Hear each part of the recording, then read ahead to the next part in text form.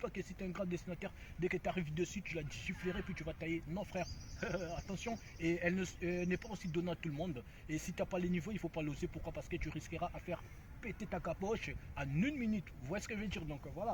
Bah, en sortant de l'académie des beaux-arts de Kinshasa Gombe, bah, je suis pas sorti mes livres, je suis sorti avec un diplôme, donc un bac plus 3. J'ai dû carburer pour les décrocher, donc voilà. Et en passant, j'en profite, je salue mes vieux et mes potes qu'on a été tout et tout à l'Académie des Beaux-Arts de Kinshasa Gombe, dans de même que l'histoire m'enchaîne nanani nanana. Bah, j'en suis tiré monter cap Démo Kia Diambo Ferrara. Bah, mon pote LC, mon pote Saint-Denis. Et voilà, donc en gros, je dirais, c'est l'Académie des Beaux-Arts de Kinshasa Gombe qui a fait de moi ce que je suis aujourd'hui. Bah, entre parenthèses, là, je vais m'expliquer ce qui a fait que je puisse quitter mon pays, qui est le Congo RDC. Écoutez-moi très bien. Bah, pendant que moi, Royer, j'étais au Congo, idem avec mon pote à moi, LSC, maintenant il vit en Suisse. Donc LSC, je dirais, il est l'un de mes collègues de l'Académie des Beaux-Arts de Kinshasa Gombe, donc voilà quoi. Bah, je dirais LSC pendant qu'il était au Congo, idem avec moi.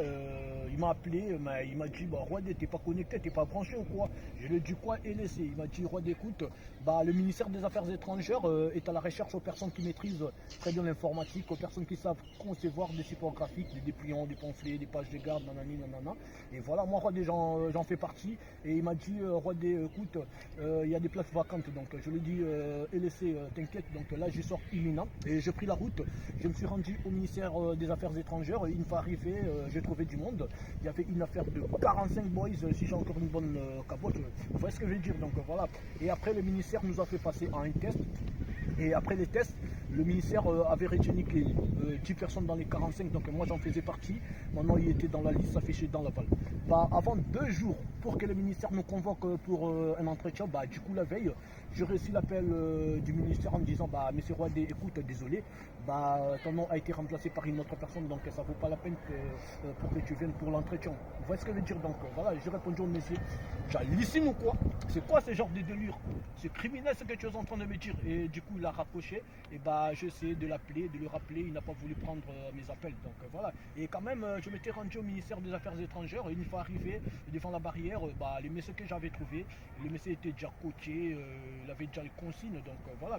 Et il m'a posé la question, bah c'est bien toi, monsieur Roide?